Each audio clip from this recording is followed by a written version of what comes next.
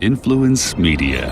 Citizens of the world, you're now tuning into Influence Podcast hosted by yours truly, Thierry Lindor. But today we have a special guest, a premier influencer, Mr. Gary Vaynerchuk, none other than Gary Vee. Influence Podcast is the #1 podcast for influencers across the globe. So what did we do? We got the best. It's the place to hear industry leaders inspire, inform, and influence. We believe entrepreneurs bring value to their companies and influencers bring value to their communities. Ladies and gentlemen, get ready to be influenced by none other than Gary Vee. Hey!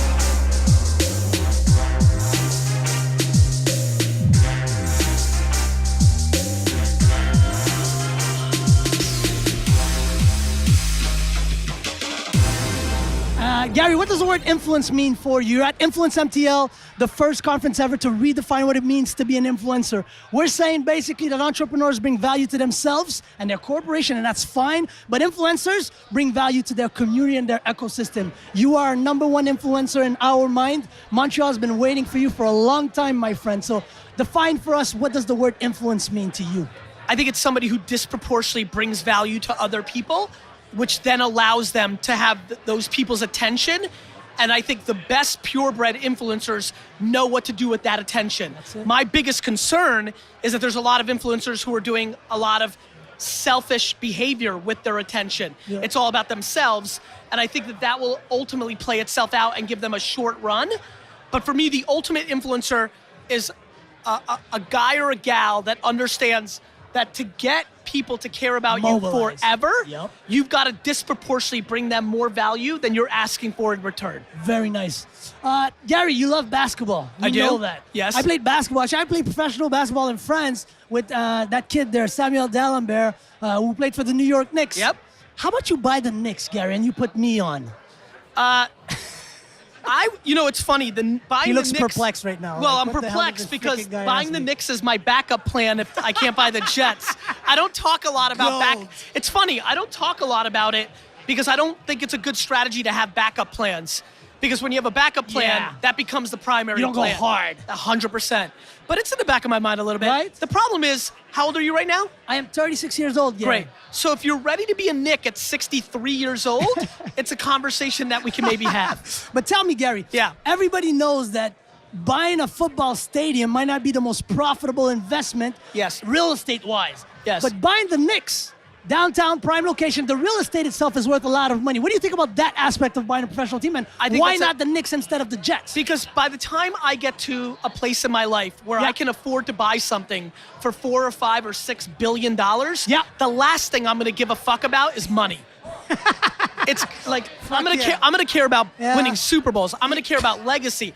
I'm gonna care about that first game at that stadium when I'm the owner of the Jets. That 2-minute video montage of me saying that I was gonna buy the Jets for the last 40 years of my life. That's it. And I'm gonna be like, damn, I used to look young. But knowing you, that glass will never be filled, right? No, Correct me. Correct, because when I buy the Jets, then whatever franchise has won the most Super Bowls is gonna become the new goal. And I'm gonna say, okay, from 65 to 80 or 90 in these 20 years, I need to win 7, 8 championships. How am I going to do that? Got you. Well, my ultimate dream is to bring the NBA to Montreal. What do you think about the NBA coming to Montreal? And would you partner up with me, Thierry Lindor, to buy a franchise in Montreal?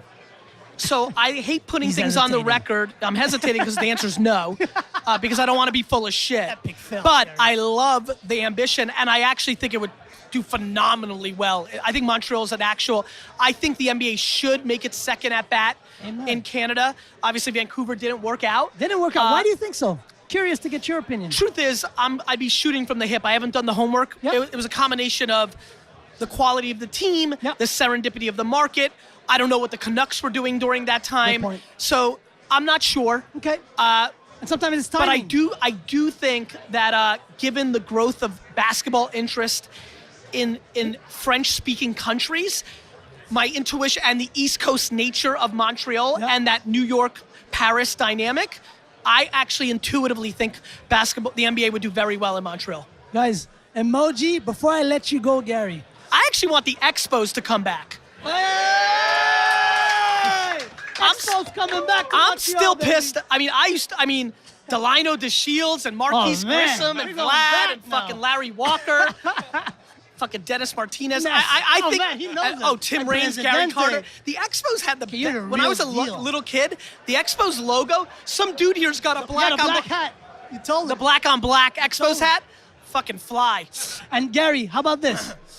I've seen you play ball. You're Yes. pretty good. Yes. But how about we play one-on-one? You're gonna beat me because it sounds like you're better. So keep talking. And whoever wins Right.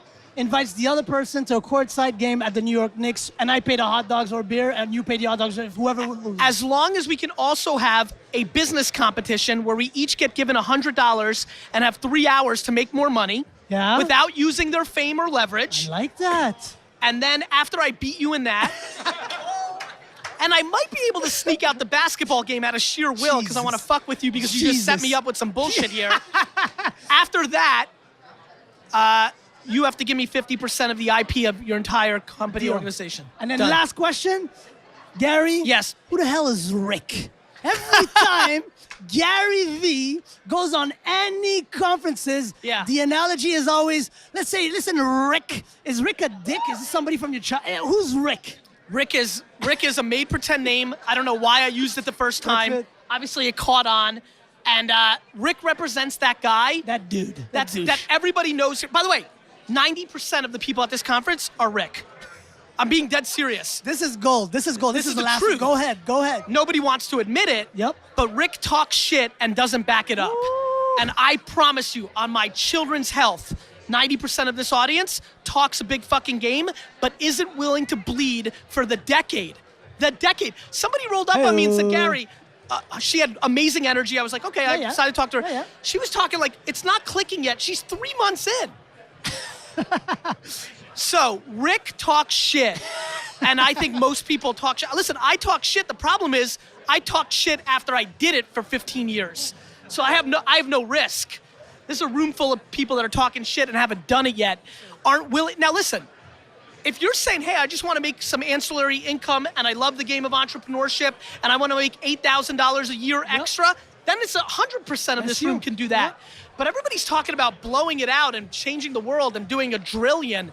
I just think that people need to taper or be self-aware or stop being full of shit and actually put in the work. Hey. You know how many conferences I went to in my 20s and 30s? Zero. He just did a big So fat just zero. I just value the work so it. much. And listen, not that I was right. People are going to learn things here. They're going to network.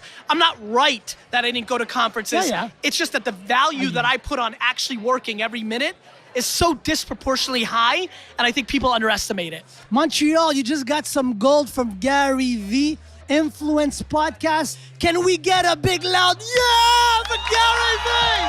Thank you. Thank you very much, Gary. This podcast was brought to you by Remax Griffintown. Make your dream our reality.